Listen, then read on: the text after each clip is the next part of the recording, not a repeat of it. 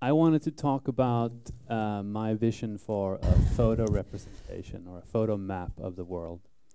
And it's a vision where you can go into any location, see what it looks like, and as more photos are taken, that representation is richer, more detailed, and it grows over time.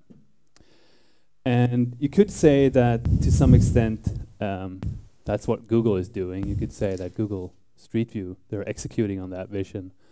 But at the same time, I'm a little bit frustrated and offended that my hometown, which is just outside of Malmo, is not covered by that. There are no photos of my streets. And if you go to Billesholm, there's probably no photos of that either, and there won't be for a long time. So, so we're not there yet. So that's what I wanted to talk about today. And if you look at photo representations of the world, there's a high end of this, which is the Apple's flyover. Google have the same. This is from a French company that uses aerial data of Paris in this case. And so what happens here is that you strap a rig with cameras and sensors on an airplane. You fly up and down in tight corridors to cover a city. And you need cameras with oblique angles and things like that, so you can get nice 3D models of cities. But this is insanely expensive, and it's only really realistic to have this for the top 100, top 1,000 cities of the world. It takes an enormous effort to get these 3D models. So what most of us actually see is this representation of the world, which is ground level. It's captured from cars, so they strap the rig on top of a car, you drive around. And but yeah, it doesn't cover my hometown, and it doesn't cover a lot of other interesting areas of the world. So I wanted to see what can you do to take the next step beyond this. And as you can see from this map, this is the Google. They have a page where that shows their map of street view coverage. And as you can see, they only cover certain parts of the world. And I mean, they have by far the best coverage. So if you look at the other street view providers, they have nothing even close to this. But you can see that there are some important parts of the world missing. China is not here. I mean, they have their own providers starting to scan the cities and roads in China right now. But the truth is not also in this picture, because Sweden is blue, but it doesn't mean that all of Sweden is covered. I mean, realistically, you can only cover the big cities, the main roads, with a process like this. So there will always be this boundary of it's not cost effective, or we don't have the time, or because this is always captured in summer, so there's a limited time for capturing, and then you come back 4 years later and you do a new scan, and then maybe you add another town or two, but there's a limited window of time, and there's a limited budget for this. So if you look at cities like, so I took some example, I'll get back to Bjärred, that's where I live, that's where my frustration comes from. You can look at Landskrona, for example, also nearby, and what happens is that there's a blue line of a car driving through Landskrona, but it doesn't bother to make any turns and look at any of the side streets. So who's going to cover that? And I have a proposal for that. Some other examples, and I think the best one you can't see because there's a sofa here, but it says Athens at the bottom. Athens has 4 million people, according to Wikipedia. I don't know how true that is.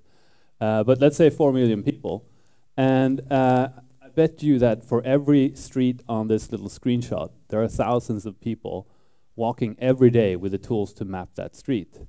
So the next step, step one in the plan of covering the whole world, is to crowdsource photos using smartphones and then computer vision on the side of that. And that's my background. I'm a computer vision guy, so that's why I'm intrigued by this. But it requires, it's really messy, so it requires a sense of letting go. So if you look at the way pictures are captured today, you have total control. It's the car with the rig. You have high-resolution photos captured in perfect sync at the exact same location, at with the exact same lighting. So they're easy to stitch, they look beautiful, it just works. So if you move that to a model where people use an app, I'll tell you more about this app soon.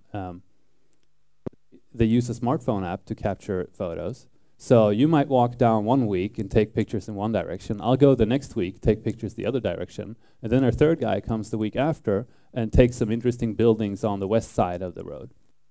So you have photos that are taken in different times. You have no control over when they're taken. And you have people that find different things interesting. So you have no control over what they're taking pictures of. And they're taken in different weather conditions, different day of time, different seasons.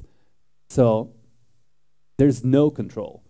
But still, you can try to use the same algorithms that are done in the simple controlled case of stitching the panoramas from the Google car in this case. You can use the same technologies and try to build a representation, photos that you can navigate and pan and turn around, but from this messy, unorganized set of photos. And so it's more difficult, and the result will probably be a little bit more messy than the cars, but I think this is the necessary next step if you want better coverage than that world map that I showed you at the beginning. So here's Bjerret again, and all the blue lines, again, the important stuff is behind the sofa, but all the blue lines is me walking or riding my bike, or usually after dropping my son at soccer practice Sunday morning, I'll take a little bike ride, come back, watch the end of the game, and then bring him home. And I mapped a couple of streets. The cost of that is essentially zero, but the value of that to me is pretty big. So there's really no limit in this. Like, it's hard to see a situation where you would take this too far. I mean, you can map your street once a week if you want. You can map your house with 1,000 photos. There's really no limit on how far you can go with this. And so there's a startup trying to do this now. So if people are willing to take the photos, we're willing to try to make sense of them and put them on a map. So for now, there's an iPhone app. If you search for Mapillary, you'll find it. You'll see the logo like the one here. There's an API, so you can start building things on top of this. And there's a website where you can sort of navigate and see what it looks like today. I should say this is sort of early open beta, so the website changes on a weekly or bi-weekly basis. We add new things, we get feedback, we change things. So take it for what it is right now, but the mission and the vision is there at least.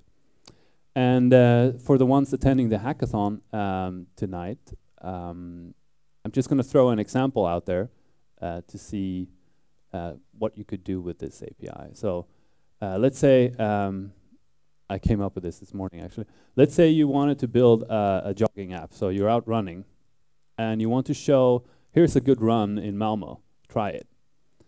And you want to add photos for that run, maybe even play a video of what it looks like to run these 5 kilometers or whatever it is. But the photos are not there. They're not on Mapillary either. But you can take the app, you can go out and run, upload the photos, and then you can use them in your application. So the whole point here is that if you don't see the photos you want, you can go out and take them. And so I hope someone will play with this overnight and join us. And this is how to reach us. Thank you.